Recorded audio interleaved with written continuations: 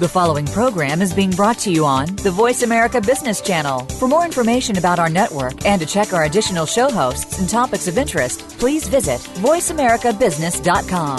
The Voice America Talk Radio Network is the worldwide leader in live Internet talk radio. Visit voiceamerica.com. The views and ideas expressed on the following program are strictly those of the host or guests and do not necessarily reflect the views and ideas held by the Voice America Talk Radio Network, its staff, and management.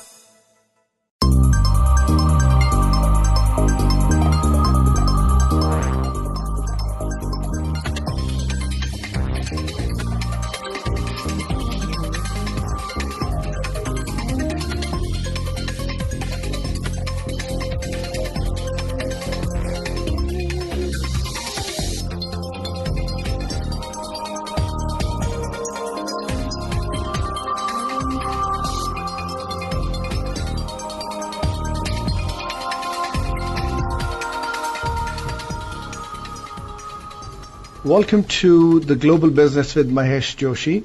We are going to discuss a very important subject today, why emerging markets are so important to global business. We are privileged to have with us Professor Lalit Johri from Oxford University. Dr. Lalit Johri is a senior fellow in international business and the director of the Oxford Advanced Management and Leadership Program at Saïd Business School, University of Oxford.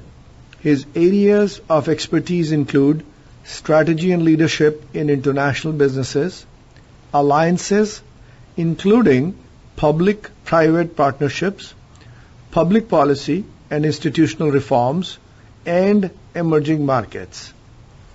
Lalit's recent research focuses on building and sustaining sources of competitiveness in industries in the context of emerging markets. Lalit has extensive expertise in emerging markets, consulting with leading businesses and governments, and assisting Western business leaders in developing strategies for tapping into these markets. He has taught at leading business schools and academics in Europe and Asia, including London Business School, China-Europe International Business School in Shanghai, in Milan, in Paris, in France, in Germany, also in Switzerland, and Copenhagen Business School. Lalit has supervised 16 doctoral students. He has also won the award for Scholar of the Year at Aspen in 1998. Through Aspen Institute, Washington, USA. Welcome, Dr. Johri. Thank you, Mahesh. Lalit, today's session, I want to start with few snippets from the speech given by Christina Lagarde, Managing Director of International Monetary Fund. She gave this speech in University of Maryland in February in U.S. This is regarding the role of emerging markets in a new global partnerships for growth. What she says is, let's consider all the possible connections with emerging markets in the first 30 minutes of a day in a student's life in a university. Let us assume it is 7 a.m. and the alarm goes off on your Chinese-made smartphone. On the way to shower, you send a WhatsApp message to your TA. WhatsApp, of course, was co-founded by a Ukrainian computer engineer. A few minutes later, your roommate has also woken up. With a third of graduate students in U.S. being international students, there is a good chance that she may be FaceTiming with relatives in India. At 7:15 a.m., you are facing a real tough choice between strong coffee from Kenya or a milder variety out of Colombia. Now you switch on your Bluetooth speaker made in Malaysia to listen to the news. Overnight, global stock markets were rattled by the latest Chinese economic data, which has put a dent in your mom's 401k savings plan, and you worry about spring break in Mexico. Luckily, as you head out to a field trip in a zip car made in Korea, you realize that low oil demand and strong supply from emerging markets have also brought down gas prices. As you contemplate these first minutes of your day, you realize that the center of economic gravity has been slowly shifting. Yes, the United States is still the most important economy in the world, but New York, Chicago, and Los Angeles have got some company, from Beijing to Brasilia, from Moscow to Mumbai, and from Jakarta to Johannesburg.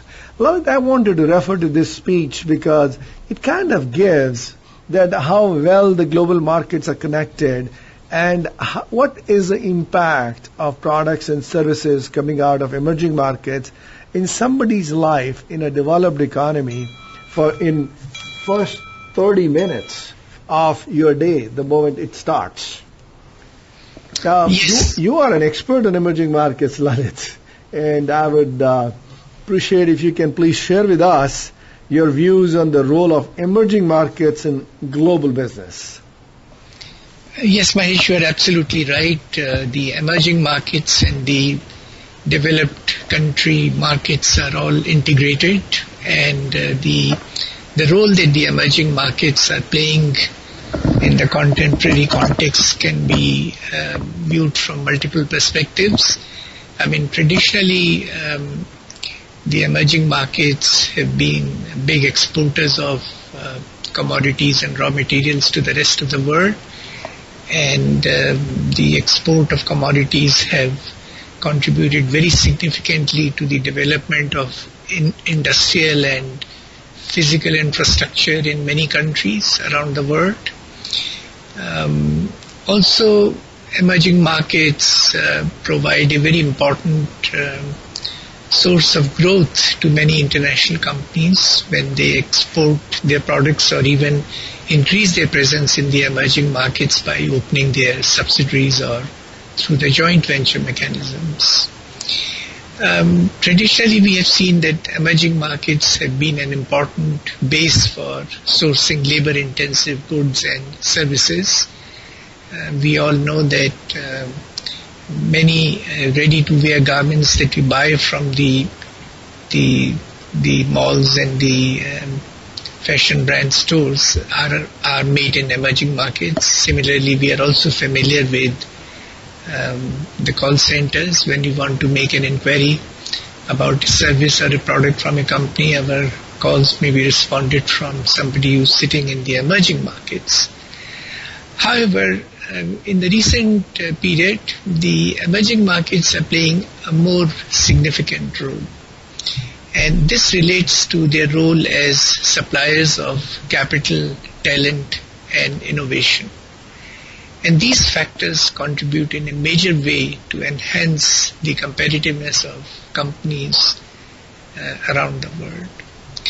In overall terms, the emerging markets' contribution towards the growth of the global economy is higher than the contribution of the advanced economies.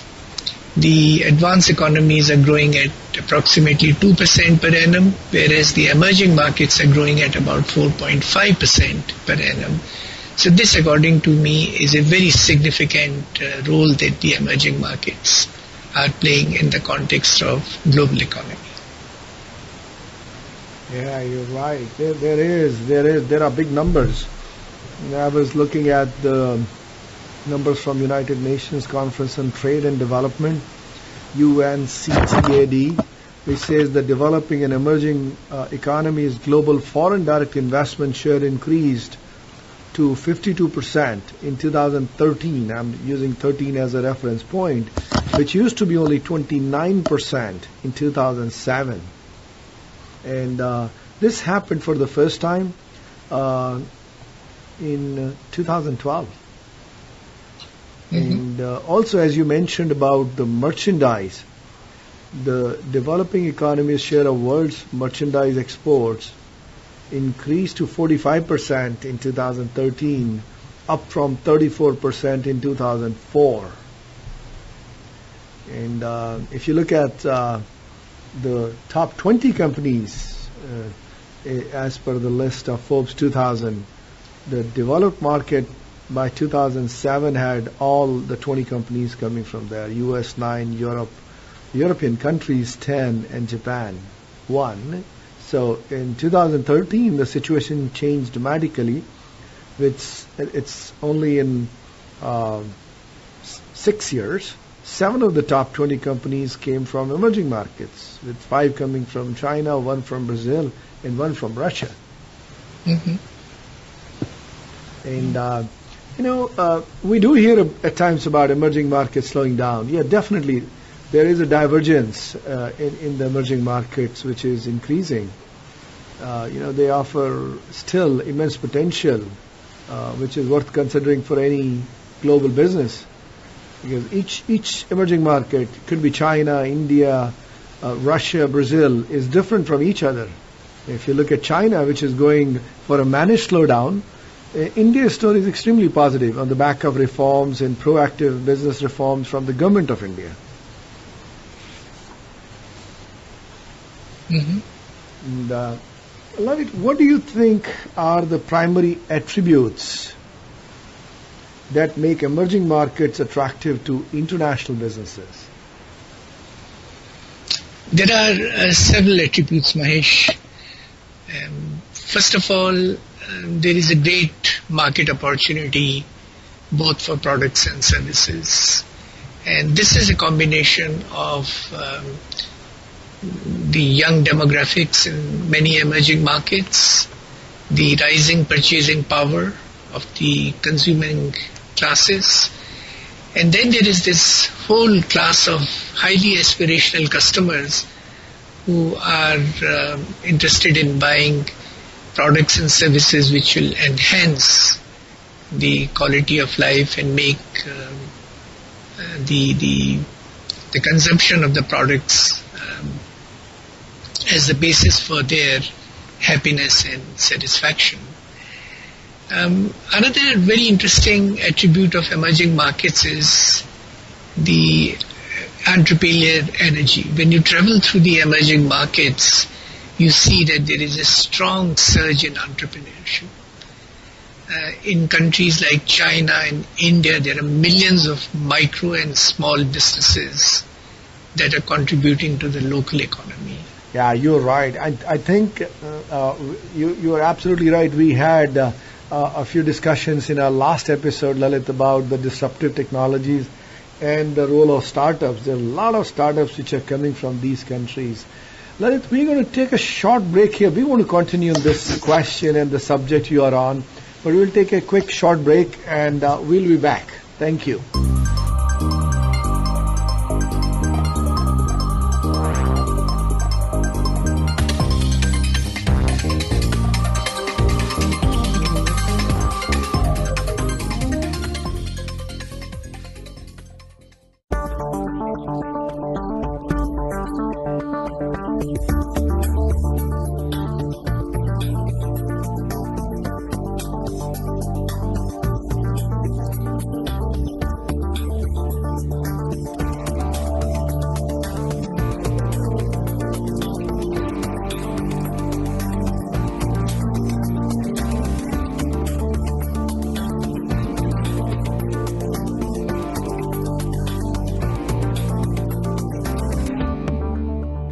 Today, enterprise technology is both strategic and global. Each week on CTN CIO Talk Network, IT thought leaders from around the world share their experience with listeners as they discuss with Sanjog Aul how they are trimming costs and partnering with business to innovate and help IT become more competitive, better care for customers, and improve the corporate bottom line.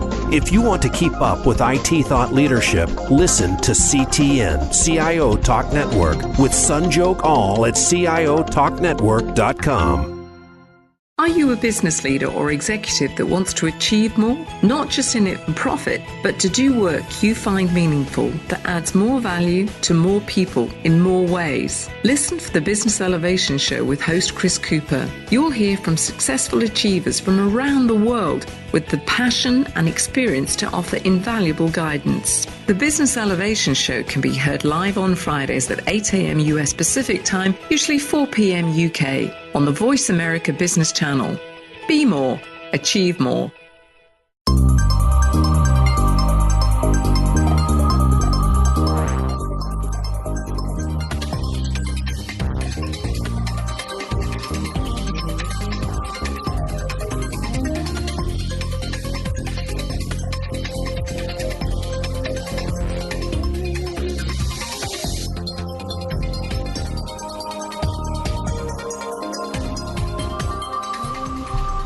Welcome back. You are listening to Global Business with Mahesh Joshi. We have with us Dr. Johri discussing the impact of emerging market on global business.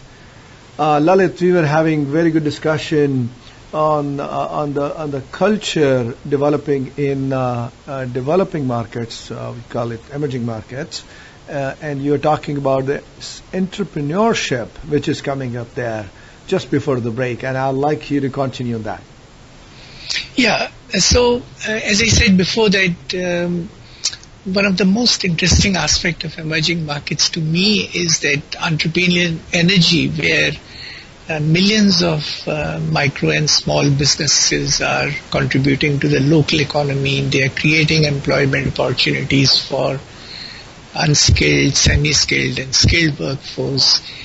And indeed, many of them are linked seamlessly to medium and large businesses, providing some very important industrial products and services. So this is a very good trend in the emerging markets, and it is definitely a method by which the process of industrialization and the phenomena of what we call as market-based economy spreading throughout the country, even going to the smaller towns. The third attribute that I tend to see in terms of the attractiveness of the emerging market is a massive growth in the education sector. I mean, if you look at the number of graduates which are, particularly the technical graduates which are coming out of China and India and Brazil, that number far exceeds the number of technical graduates coming from several developed countries. And these technical graduates are the key to the success and the increasing dominance of companies in the technology and the service sectors. In the past, we used to attribute low-cost production with the emerging markets, and that was a sort of a selling proposition for many emerging markets. However, in the recent times, there has been a certain erosion because the wages have been going up, and in the Western world, there has been, I would say, a very respectable improvement in the productivity, and as a result of that, many Western companies are now undertaking production of products domestically rather than going to an emerging market or outsourcing the production of those very products. However, in pharma sector, there is a very interesting model which is emerging. It's a combination of low-cost model combined with highly skilled pool of talent, and that makes emerging markets very attractive for research and development. And Bangalore in India is hosting several hundred pharmaceutical companies in terms of their R&D activities. In addition to the trends that we discussed, some of the other things that make the emerging markets very attractive are the rapid urbanization and growth in the public infrastructure. Now that offers very strong opportunities for organizations or companies which are involved in environmental technologies, provision of water, power, communications, transport, security. And in addition, we also see there are new opportunities arising out of modernization and expansion of the industrial economy and the agricultural economy of the emerging markets. And of course, there is an increase in demand for professional services. So there are many different attributes which make the emerging markets still very attractive. You brought in a very good point about the competitiveness of emerging economies and the relationship with the increasing wages. The real average wage growth in emerging economies has outpaced the wage growth in developed economies. And in the years from 2000 to 2011, in the whole decade, the real wages almost tripled in Eastern Europe and Central Asia, doubled in Asia, increased by around 20% in Africa, and 15% in Latin America, while the developed economies had a meager 5% growth. So definitely that wage increase is putting some pressure on the competitiveness of the emerging markets, and the enhanced use of technology, processes, system is making developed world more competitive. Yeah, absolutely right. Absolutely. Yeah. And keeping that in mind, what should be the strategy for developing successful businesses in emerging markets? What do you recommend? So this is from the point of view of the businesses from the developed countries? Yes. If somebody is in developed country wants to develop a successful business in emerging market or enter there. Yeah, so again we can learn lessons from some very successful companies as well as from many companies which failed to capitalize on the attractiveness of the market, emerging markets. So my first recommendation would be that the Western organizations have to be very cautious. They must follow a learning approach rather than an approach in which they go with a predetermined solution. Each emerging market is a different type of market. It's very difficult to standardize the solutions, product solutions, or service solutions across all the emerging markets. There are many local cultural factors. The local preferences tend to differ. So I would say the learning-oriented approach is a must for organizations from the Western world if they want to explore and seek benefits from the opportunities that exist in the emerging markets. The second thing that I would say is that there is a very strong need for the organizations to educate the company's headquarters. Now, what happens is that traditionally the headquarter model of Western companies has been such that they tend to make decisions that they are quite familiar with and comfortable with.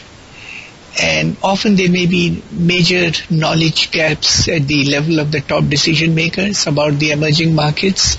So it is very important that the strategic decision makers sitting at the headquarters undertake visits to the emerging markets, see what is happening at the ground level, and then begin to assist the country level, the emerging market country level operations or the country heads in terms of taking appropriate decisions which will align with the sentiments of the consumers in those markets. Building relationship is also one of the very important aspect of benefiting from the emerging markets, and here you need to develop relationships with multiple stakeholders. You have to build relationships with the governments, because governments still tend to dominate policy making, as well as often they regulate the markets. And you have to have very strong relationship with the media. You have to have very strong relationship with the owners of the distribution channels. That's very important. I would say a hybrid management team comprising of local and expatriates would be very helpful in this regard. Exploit the local resources in terms of capital, in terms of talent, in terms of raw materials, and also work a lot. If you are a consumer product or a service company, then you have to work a lot in terms of developing the distribution channels. Of course, these days online sales are picking up, so that's a very good opportunity for foreign companies to take the benefit of technology in terms of reaching out to distant customers. There is definite shortage of talent in the emerging markets, particularly skilled and at the managerial and executive level. So companies would need to have a very strong, attractive employee value proposition. Only then you will be able to attract the best talent. And often intellectual property becomes a big issue. Therefore, the foreign companies must ensure that they have taken all the precautionary measures to protect their intellectual property. And fundamentally, I would say that the foreign companies must be able to interlock their operations in the developed countries as well as in the emerging markets in order to exploit the complementary advantages that exist in the developed countries as well as in the emerging markets. That's very nice. That's very good advice. And Lalit, you did indicate that technology plays an important role in business. You know, how developed world is leveraging the role of technology to make products efficiently and be competitive in the marketplace. What do you suggest for successful technology transfer between developed and emerging markets? So this is a challenging issue, and licensing is still the most preferred and frequently used mechanism for transferring technology. However, many large international companies have located their own R&D centers in many emerging markets in order to develop products to match with local taste and preferences. GE, for instance, has been following an interesting approach called reverse innovation. They have been developing new products in emerging markets and then marketing these products globally. So companies will have to be very, very careful in terms of who they transfer the technology, how they transfer the technology, and how well are they able to protect the intellectual property as part of the transfer of technology. That's a very important part. And as the wage growth happens in emerging markets, they can also start leveraging the technologies available in developed markets and provide competitive products. Yes. Thank you, Lalit. And we'll be going in for another short break, and we will be back shortly. Thank you.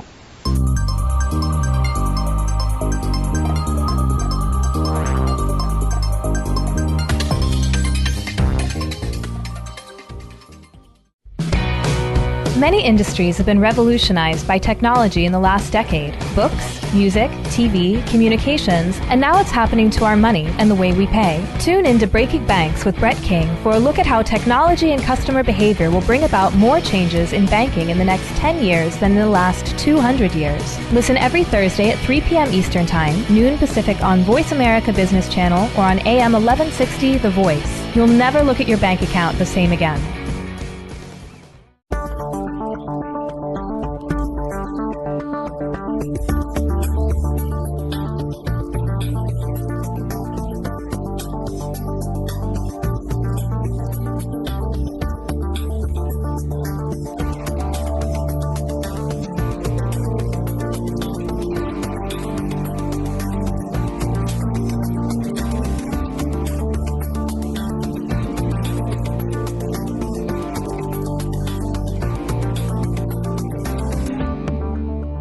What does a visual workplace mean to you?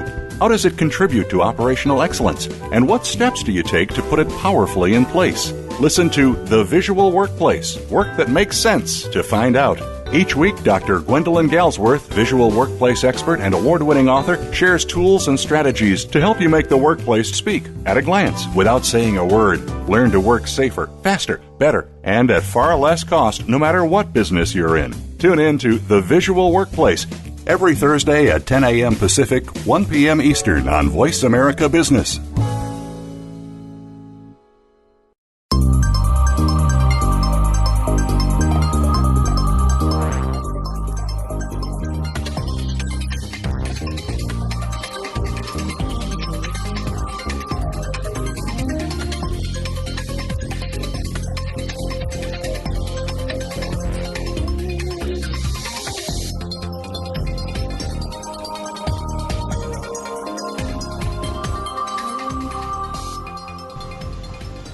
Welcome back. You're listening to Global Business with Mahesh Joshi. We have with us Dr. Johri discussing the impact of emerging markets on global business. He's given us very good insight in the previous sessions, what's happening in emerging markets, how they're growing, what's the impact on their wage growth, what's the impact on their competitiveness, and how developed economies are using technology to retain their competitiveness. Moving on, Dr. Johri, do you think emerging markets will dominate the global economy? Mahesh, it depends. If you focus on the emerging markets' contribution to the growth of the global economy, the answer is yes, but that's a pure statistical number. My own feeling is that it's not very easy for any one country to dominate the global economy because there have been accelerated developments not just in the advanced economies but also in the emerging markets, and correspondingly the bargaining power of the emerging market has been improving significantly, and what we are seeing is something like a leveling off of the relationships between the advanced economies and the emerging markets. And I also feel that the fortunes of the developed countries and the emerging markets are interlocked. I mean, one can't grow without the other. Together they move the wheels of the global economy. So I'm not worried about one dominating over the other. It's a very, very strong symbiotic relationship in which the developed economies and the emerging markets both can win together at the same time. That's very well said, because even in emerging markets, the countries do depend on each other. The two fastest growing economies, India and China, they themselves do a lot of trade between themselves. Yes, absolutely. And same as the situation with China providing a lot of manufactured products to the rest of the world, and India being in its niche and providing the services business where it's the knowledge industry or the IT or digital pieces are involved. Yes, And they are also dependent on the developed economies as far as the market goes for consumption of their products. No doubt, both the countries have a huge consumption base. Absolutely. So now, what would you suggest the advanced economies do as the economic center of gravity is shifting towards the emerging markets? Yeah, that's a great question. So first of all, the advanced economies have to recognize emerging market as an important partner in the larger interest of the global society. Together they should forge a common vision for improving the quality of life on planet Earth. The advanced economies and emerging markets should sit at the same table and agree on doing business with each other. And in practical terms, this involves lowering down the tariffs and the non-tariff barriers in order to boost the exchange of goods, services, knowledge and talent across the border. And this is the time to strengthen global institutions, more specifically adopt internationally acceptable regulatory mechanisms to promote trade among various nations. The companies on their part must recognize the virtues of diversity and develop seamless operations by interlocking value chain and business models across advanced economies and emerging markets. And in this regard, I would say there is a very important role for the political leaders as well as the corporate leaders in the advanced countries. They must lead with a purpose. They must have a purpose which is wider than pure sense of profit making. They should think in terms of how they can transform the nature of business relationship between the advanced economies and the emerging markets, how they can transform the life of the people in the emerging markets, how they can contribute towards reduction in the inequalities, and they need to think in terms of building alliances, public-private partnerships. So I would say that there is a big role waiting both for the political leaders as well as the corporate leaders from the developed countries, and here is an opportunity for them to play a very significant role in the emerging market context. Yeah, I think as you rightly said, the importance of emerging markets is more magnified when working together with the developed economies, and both have to understand the role for each other and leverage the positives of both sides. Yes. Yeah, because definitely the economic center of gravity has shifted. In terms of geography, it's very interesting. Danny Kuwait, in his article about global economies shifting center of gravity, he points out very interesting thing. He says that you will see that in 1980, the global economy center of gravity was somewhere in mid-Atlantic. Mm-hmm.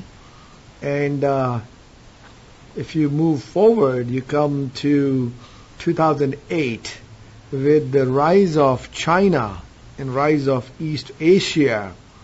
That center of gravity has moved to a location somewhere east of Helsinki and Bucharest.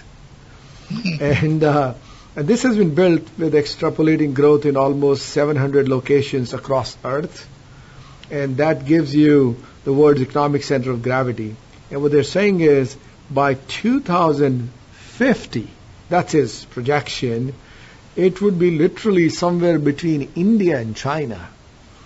And it could be because of the economic activity happening there, the market developing, and also the population going in favor of these two countries where they can consume a lot themselves. And if you look at it, the move of economic center of gravity from 1980 location to 2050, it will be almost 9,300 kilometers.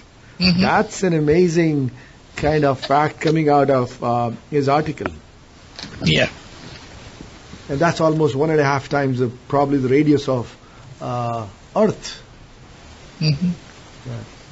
So as the center of gravity is shifting, it looks like the developed countries or the advanced economies would have a significant role in the growth, as you mentioned, like GE moving into, or other corporations moving their R&D centers and manufacturing locations close to the point of consumption. I was just wondering, then the technology base, the technology development which is been happening with innovation, which has been a dominating field by West, would also gradually start moving towards the emerging markets. And I think you indicated, Lalit, that some of the companies are innovating in emerging markets, then applying the products into the advanced economies. Yes. I think the way I look at it is that it would make the cost of a product also cheaper for a consumer in advanced economy. Because if you have overspec'd the product and you are designing down for an emerging market, in case you're doing it, to take cost out is difficult. But if you're designed for a use and you're upgrading it and putting options, it's not that costly. Yes. Yeah. So making affordable products. Right. So I think it all indicates the growth of emerging markets with the manpower, with the cost advantage, availability of labor, and the combination of technology and innovation provided by advanced economy is going to be a good mix to create future products, and especially when we are moving into digital economy. Yes. Yeah. To me, it looks like that emerging markets have got a head start moving from industrial era to digital era, where digital economy has given them a huge advantage, and it has moved them into a different orbit very quickly. Yes, we do see the phenomena called leapfrogging in many different aspects of the economy. I see that a lot of public sector services are being delivered online. In many countries, retailing has gone online, and educational institutions are using digital technologies to reach out to students in villages and different regions of the country. So we do see application of technology in a wider context of the society in many emerging markets. That's a very good point, Lalit. Thank you so much. Very nice insights. We'll take another short break, and we will be back shortly. Thanks.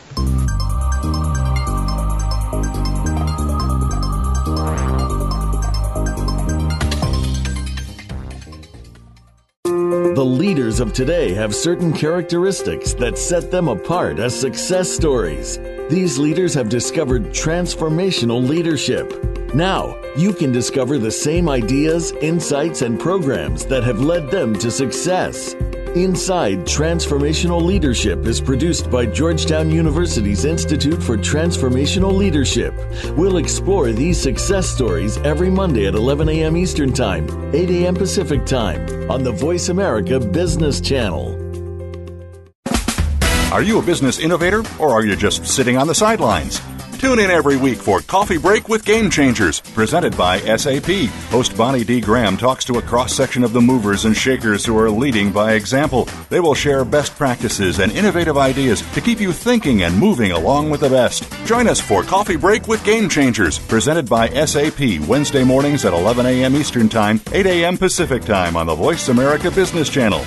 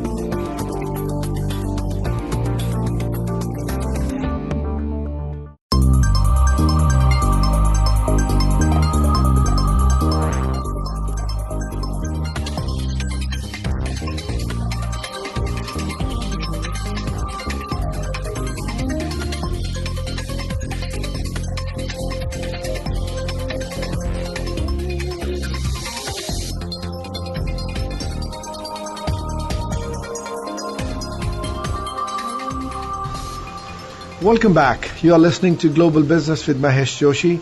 We have with us Dr. Johri discussing the impact of emerging markets and global economy. We had very interesting session till now. Learned a lot from Dr. Johri, discussed a lot of things happening in emerging markets, how emerging markets and advanced economies can work together to the benefit of the human race. Now, next, moving on, Dr. Johri, please share your thoughts about role of emerging markets in reducing inequality, and is it helping to improve the quality of life? This is an excellent question. And here is a paradox. While do we see the increase in the income of a certain class of people, those who tend to benefit more from the present phase of globalization. However, in many emerging markets, there is evidence which suggests that the incidence of inequality is growing. And I've tried to analyze what might be the possible reason. The first reason which comes to mind is that there has been a very uneven growth of industrial and social infrastructure in these countries. So a handful of big cities often tend to become the concentrated centers for industrialization, and they tend to grab major chunk of investment in the social infrastructure. And as a result of that, and of course combined with the entrepreneurial ambition of enlightened, educated investors, they tend to benefit greatly. However, if we look at the lower end of the society, the lower socioeconomic classes, we find that they are not getting the same level of benefit from the globalization which the privileged few are able to get, and that is contributing to the increase in the inequality. Another big factor is the behavior of the political classes. The political classes still encourage a lot of crony capitalism. There is a system of political patronage, and although there are efforts to reduce the corruption or eliminate the corruption, but there is still a lot of corruption in many emerging markets, and this creates a kind of a social imbalance. You have a society in which some people have more privileges because of their closeness to the political leadership as compared to others who are not necessarily affiliated to the political classes. And this is also adding to a massive increase in the inequality. The third reason that the inequalities are growing is the faulty social policy. I have seen that in many emerging markets there is a greater degree of focus on industrialization, lots of privileges and incentives for the investors and the industrialists, but and often at the cost of reducing the budgets from the social programs. And I think many economists have commented already on this, that this is going to spell disaster for the emerging markets, in the sense that it will create a further divide and a further socio-economic gap amongst the classes in the emerging markets. One area which is very disturbing is the standards of health in some of the emerging markets. The government is not spending enough money on the health. As a result of that, there is a heavy cost of people falling sick in economic terms, and often it is the people from the lower income classes who tend to suffer more on account of poor health, as against those who are in the upper income classes. So disturbing trends, and I think the societies have to address these trends, and time is running out for some of the emerging markets. So basically the inequality somehow is increasing with the cluster of industrialization. But there may be some support in terms of poverty reduction. I was looking at some statistics, and as a group, emerging and developing economies now almost account for 60% of the global GDP, which is a huge number.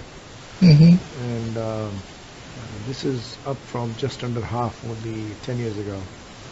And if you look at the 2008 financial crisis, the global growth which has come after that, 80% of that is contributed by emerging markets. Mm-hmm. So what they've done is they're helping to save many jobs in advanced economies too, but they have been the main driver behind the significant reduction in global poverty. But definitely inequality has gone up, as you said, the cluster of industrialization. So the statistics says China alone has lifted more than 600 million people out of poverty over the past 3 decades. But that's China bringing people, urbanization happening. But still, there could be inequality increase. Although 600 people have come out of poverty, but the top strata could have moved further up. Mm-hmm. And I think looks like after years of success, our emerging markets as a group may be facing a new and harsh reality. The growth rates may slow down. The capital flows have not been as strong, and the medium-term prospects took a hit. Mm-hmm. And now the emerging markets have capital outflows also. Right? Mm-hmm. And, as compared to, it used to be always net inflows till 2 years ago in 2014. So that's a very nice explanation, Dr. Johri, about inequality. That's a very important point right there. Now, I want to share. Sorry, go ahead. Mahesh, while you're talking about the slowdown, yes, the macro data does suggest a slowdown, but if you look at some of the multinational companies coming from the emerging markets, they have continued to grow. So in order to understand the significance of the emerging markets in the global context, we need to study both the aspects, the macro aspect that you highlighted, as well as the experiences of the MNCs from the emerging markets. And you yourself in the beginning of the program said that how the number of MNCs from the emerging market has been growing in the Fortune 500 list. So this distinction has to be made. Right. And what you are suggesting, Lalit, are the MNCs originating out of emerging markets and establishing themselves into developed markets. Yes. That's a brilliant point. And Well, just to share a few things with our audience, McKinsey and Company has provided some data in some of their articles, and what they say is, where is the future? By 2025, the consuming class will grow to 4.2 billion people in emerging markets, with annual consumption of $30 trillion, the biggest growth opportunity in the history of capitalism. That's how they are labeling it. And just these numbers, in 2010, it was 12 trillion. Mm-hmm. And it seems like in 2025, 50% consumption will be in emerging markets, which used to be 32% of total in 2010. Mm-hmm. And also the leading companies in the developed market earn just 17% of total revenues from emerging markets, even though these markets represent 36% of global GDP. So what you are suggesting, the developed economies and the companies they're moving into emerging markets playing bigger role, probably seems evident because they are not on the equal percentage of GDP as the markets represent themselves. Yes. There's another fact which has come up is between 1980 and 2000, just 5% of world's 500 largest companies were from emerging markets. The ratio is now about 25% and is expected to climb to more than 45% by 2025. Mm-hmm. These are amazing numbers. So, Dr. Johri, thank you so much for your time. Very insightful, and really appreciate your participation in discussion, and very useful information. Conceptually as well as what one can do to be successful in business, both in emerging markets and playing it back.